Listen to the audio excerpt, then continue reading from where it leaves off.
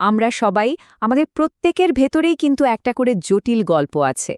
আজ আমরা ঠিক সেই গল্পের গভীরে ডুব দেব, জানার চেষ্টা করব ঠিক কি আমাদের মানুষ বানিয়েছে। চলুন নিজেদেরকে বোঝার এই যাত্রায় সঙ্গী হওয়া যাক। এই যে প্রশ্নটা, এটা কিন্তু হাজার হাজার বছর ধরে দার্শনিক, বিজ্ঞানী, এমনকি কবিদেরও ভাবিয়েছে। আর এর উত্তরটা জানেন, কোনো সহজ সরল অঙ্ক নয়। কারণ উত্তরটা আসলে আমাদের নিজেদের ভেতরেই লুকিয়ে আছে, অনেকগুলো জটিল বিষয়ের এক অদ্ভুত মিশ্রণ হয়ে। আমাদের এই গল্পের শুরুতেই আছে এক অবাক করা বৈপরীত্য বা প্যারাডক্স। দেখুন, মানব প্রকৃতি কিন্তু কোনো সরল রেখায় চলে না, বরং এটা কিছু বিপরীতমুখী শক্তির এক লাগাতার লড়াইয়ের জায়গা, যা আমাদের প্রত্যেক মুহূর্তে চালনা করে। মানব প্রকৃতিকে বুঝতে হলে এটাকে অনেকটা একটা জটিল ভারসাম্যের খেলা হিসেবে দেখতে হবে। ভাবুন, একদিকে আছে আমাদের সেই আদিম জৈবিক প্রবৃত্তিগুলো, আর অন্যদিকে আছে সমাজ থেকে পাওয়া শিক্ষা আর অভিজ্ঞতা। এই দুটো জিনিসের টানাপোড়েনেই কিন্তু আমাদের চিন্তাভাবনা আর কাজকর্মের ধরনটা তৈরি হয়। আমাদের সবার ভেতরেই যেন একটা দাড়িপাল্লা বসানো আছে, যেখানে সবসময় একটা টানাপোড়েন চলছে। নিজের স্বার্থটা আগে দেখব, নাকি অন্যের প্রতি সহানুভূতি দেখাবো? যুক্তির পথে চলব, নাকি আবেগকে বেশি গুরুত্ব দেব? এই যে চিরকালের দ্বন্দ্বগুলো, এগুলোই আসলে মানব অভিজ্ঞতার একেবারে মূল অংশ। আচ্ছা, চলুন আমাদের গল্পের পরের অংশে যাওয়া যাক।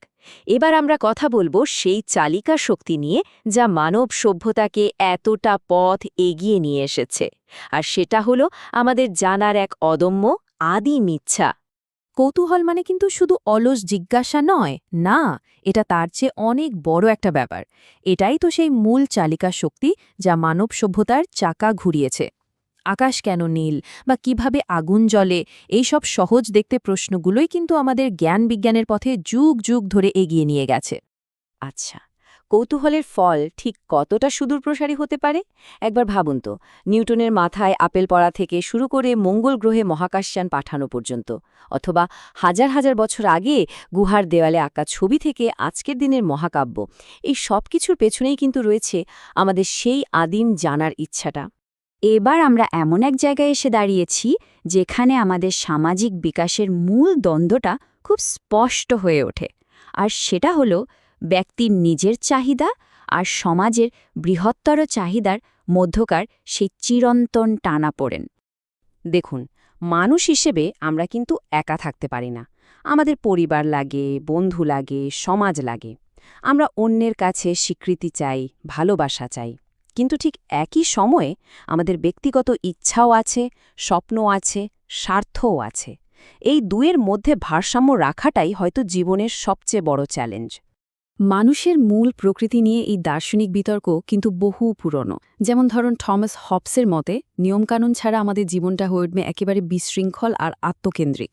আবার অন্যদিকে অ্যারিস্টটল বিশ্বাস করতেন যে আমরা স্বভাবগতভাবেই সামাজিক এবং মঙ্গলের দিকেই এগোতে চাই। সত্যিটা হয়তো এই দুই চরম চিন্তার মাঝখানে কোথাও একটা লুকিয়ে আছে।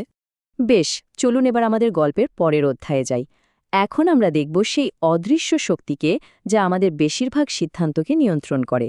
আর সেটা হলো আমাদের আবেগ। অনেকেই হয়তো মনে করেন আবেগ একটা দুর্বলতা, যা যুক্তির পথে বাধা দেয়। কিন্তু সত্যিটা হলো, আবেগ ছাড়া মানুষের জীবনটা একদম যান্ত্রিক হয়ে যেত। ভালোবাসা, মায়া, ভয়, আনন্দ, এগুলোই তো আমাদের জীবনকে অর্থবহ করে তোলে, আমাদের পথ দেখায়।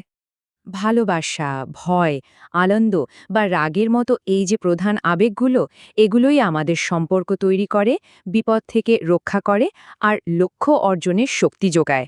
অনেক সময়ই দেখা যায় আমাদের জীবনের বড় বড় সিদ্ধান্তগুলো যুক্তির চেয়েও অনেক বেশি প্রভাবিত হয় এই আবেগগুলোর দ্বারা। এবার আমরা আমাদের গল্পের শেষ এবং সম্ভবত সবচেয়ে গুরুত্বপূর্ণ অধ্যায়ে এসে গেছি।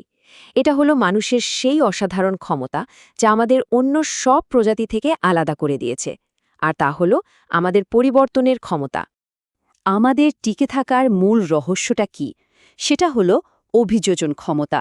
মানুষ বরফে ঢাকা মেরু অঞ্চল থেকে শুরু করে গনগনে মরুভূমি পর্যন্ত পৃথিবীর প্রায় সব পরিবেশে নিজেদের মানিয়ে নিতে পেরেছে। কারণ একটাই, আমরা শিখতে পারি, একসাথে কাজ করতে পারি, আর প্রয়োজনে নতুন কিছু উদ্ভাবনও করতে পারি। আমাদের এই অভিযোজনের যাত্রাটা একবার সংক্ষেপে ভাবা যাক তো। প্রাচীনকালে আমাদের মূল লক্ষ্য ছিল শুধুই টিকে থাকা। এরপর আমরা শিখলাম সহযোগিতা করতে, একসাথে শিকার করা, চাষাবাদ করে সমাজ করা।